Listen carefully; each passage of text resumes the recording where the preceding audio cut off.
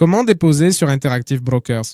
La première chose à faire sur la plateforme, sur le site web, nous allons cliquer sur Transférer et payer. Ici, nous cliquons sur Transférer des fonds, ce qui nous amène à cette page. Ici, tu cliques sur Déposer des fonds, puis sur Sélectionner. Tous les comptes que j'ai déjà enregistrés vont apparaître, mais tu dois cliquer sur Utiliser une nouvelle méthode de dépôt. Une fois que tu as cliqué ici, tu dois sélectionner la devise dans laquelle tu vas déposer. Dans ce cas, cela peut être n'importe laquelle de celles qui apparaissent ici. Il te suffit de choisir et les méthodes de dépôt s'afficheront. Si par exemple tu vas investir en bourse aux États-Unis, alors évidemment tu vas investir en dollars, c'est pourquoi je te recommande de déposer directement en dollars dès le début.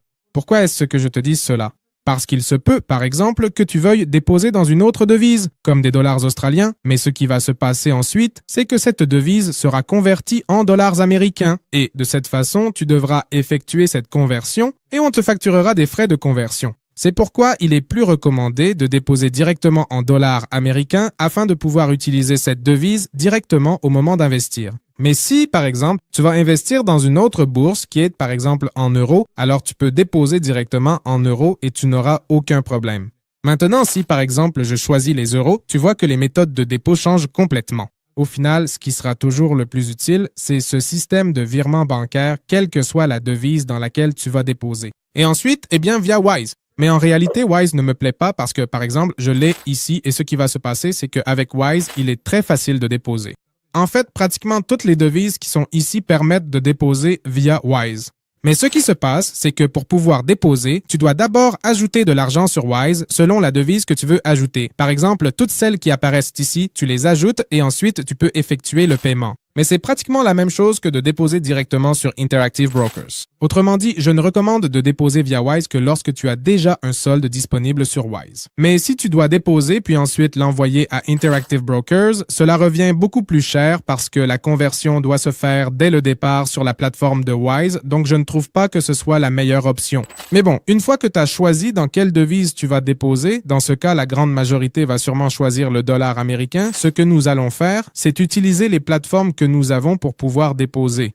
Dans ce cas, le plus recommandé est que si tu as un compte aux États-Unis en dollars, tu vas le faire via cette option par ACH. Pour cela, tu dois confirmer auprès de la banque où tu as l'argent qu'ils disposent bien de cette option ACH. C'est très simple. Il suffit de cliquer sur Obtenir les instructions et de confirmer ici que tu veux continuer. Et ici, ce qui va se passer, c'est qu'automatiquement, on va nous fournir ces informations, le numéro de routage et le numéro de compte. Avec ces deux informations, depuis n'importe quel compte que nous avons aux États-Unis, nous pouvons transférer de ce compte vers notre compte chez Interactive Brokers sans aucun problème. N'oublie pas que les numéros à l'écran sont mes numéros personnels, c'est-à-dire ceux de mon compte. Donc, si tu transfères de l'argent et entres ces numéros dans ta banque, cet argent arrivera sur mon compte. C'est pourquoi, rappelle-toi que ces numéros ne sont pas les mêmes pour tout le monde.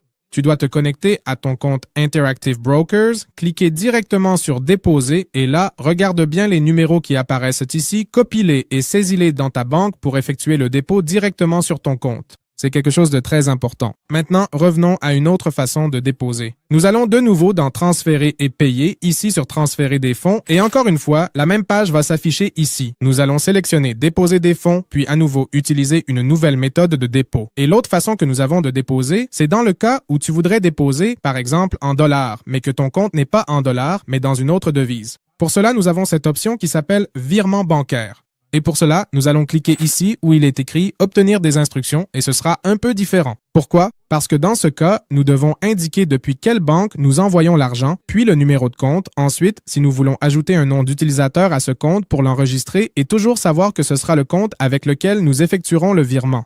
Alors, supposons que nous allons transférer depuis n'importe quelle banque. Voyons, nous allons mettre ici banque X, puis le numéro de compte. Ceci est, mais si tu veux, tu peux le mettre ici. Dans mon cas, je ne le mettrai pas. Et ensuite, combien déposer? Supposons que je vais déposer 2000 $. Ici, nous pouvons faire en sorte que ce virement soit récurrent, c'est-à-dire que ce dépôt soit toujours effectué automatiquement, mais dans ce cas, nous n'allons pas l'activer. Ensuite, rappelons-nous de ceci qui apparaît ici. Cela ici, disons que les frais dépendent directement de ta banque. Comme je te le disais, si ta banque ne dispose pas d'un solde en dollars, mais que tu vas transférer depuis une autre devise pour pouvoir déposer ces 2000 $, alors ta banque pourra te facturer des frais. Tu dois confirmer cela directement avec ta banque. Ensuite, cela sera immédiatement disponible une fois que le virement sera arrivé afin de pouvoir faire du trading ou investir dans des actions directement sur Interactive Brokers. Et une fois que les fonds sont disponibles, il faut attendre 3 jours si tu veux les retirer. Mais bon, ici, une fois que nous avons déjà cela, on clique sur Suivant. Et maintenant, ce qui va se passer, c'est qu'on va nous donner ces informations. Et qu'est-ce qui se passe? Cette partie ici est très importante. Tu ne dois jamais l'oublier, sinon l'argent ira ailleurs. Lorsque tu vas envoyer l'argent depuis ta banque, peu importe le pays où tu te trouves, tu dois toujours t'assurer d'indiquer dans la référence du paiement ce qui apparaît ici. Ce qui apparaît en premier, c'est ton numéro de compte, qui dans ce cas est mon numéro de compte. Et ensuite, sur la partie droite, qui est censurée ici parce que c'est mon nom, ton nom apparaîtra directement. Et ça, tu dois absolument le mettre. Pourquoi? Parce que cela ne fonctionne pas comme, par exemple, l'ACH, où tu mettais simplement un numéro de compte, un numéro de routage, et ce compte était exclusivement réservé à ton compte Interactive Brokers.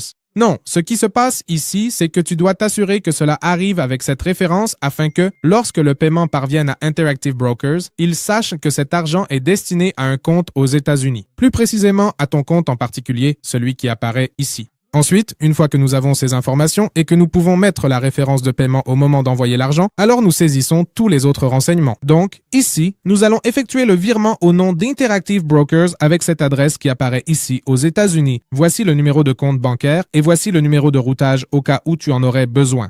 Bien que, généralement, lorsqu'il s'agit d'un virement international, c'est-à-dire depuis un compte qui n'est pas aux États-Unis, on va te demander ce code, le code SWIFT ou le code BIC. Et une fois que tu l'as, il te suffit de le copier, c'est celui-ci ici, et tu effectues le virement. Et enfin, il faut savoir à quelle banque le dépôt va être effectué. Dans ce cas, il s'agit d'un compte chez Citibank avec cette adresse et dans ce pays. Et ensuite, ici apparaît le montant, qui dans ce cas est de $2000. Et rappelle-toi, ce virement ne peut être utilisé que pour déposer $2000. C'est-à-dire que si par exemple je me suis trompé et que je ne veux pas déposer $2000, mais $1000, je ne peux pas utiliser cette même référence. Je dois lancer un nouveau virement, cliquer ici sur Transférer et payer et refaire tout le processus. Et ici, je choisis un nouveau montant, par exemple $1000, $500, etc. Donc, pour celui-ci, tu dois absolument t'assurer que les $2000 arrivent. Et ici, il y a quelque chose de très important. Rappelle-toi que lorsque tu vas transférer, par exemple, depuis un autre pays ou une autre banque, tu dois absolument t'assurer que ce qui va arriver sur le compte vers lequel tu transfères, ce compte qui apparaît ici, sera exactement $2000. Pourquoi est-ce que je te dis cela? Parce que si tu transfères depuis une autre devise que le dollar, alors ce qui va se passer, c'est que la banque va faire une conversion et te facturer des frais. Et il se peut que tu envoies $2000, mais qu'en réalité, lors du transfert, il n'arrive que 1900, par exemple. Et dans ce cas, il se peut que la transaction soit refusée et qu'on te facture une commission. C'est pour cela que tu dois t'assurer que la banque fasse bien arriver $2000, quoi qu'il arrive. Et donc, cela fonctionne pratiquement de la même manière. Nous allons cliquer ici sur « Transférer à nouveau ». Si tu choisis n'importe quelle autre méthode n'importe quelle autre devise, par exemple, si nous choisissons ici précisément l'euro, allons-y. Au moment de transférer, c'est la même chose. On clique sur « Obtenir les instructions ». Ici, nous devons entrer les mêmes informations. Depuis quelle banque nous envoyons, le numéro de compte, si nous voulons attribuer un surnom, le nom d'utilisateur et le montant en euros que nous déposons. Et sur la page suivante, on nous donne exactement les mêmes informations de dépôt. On nous indique la banque à laquelle nous devons transférer et cela fonctionne de la même manière. Et ainsi de suite, avec toutes les autres méthodes de dépôt disponibles. Ici, par exemple, choisissons-en une autre au hasard, par exemple celle-ci, et cela fonctionne de la même manière. Regarde, virement bancaire, on clique sur « Obtenir les instructions », on saisit les mêmes informations et ainsi de suite. Je t'ai montré avec des dollars car la majorité voudra déposer en dollars américains. Cela dit, on se retrouve une prochaine fois. J'espère que cette vidéo t'a été utile. Dis-moi en commentaire si tu veux un autre tutoriel similaire sur Interactive Brokers.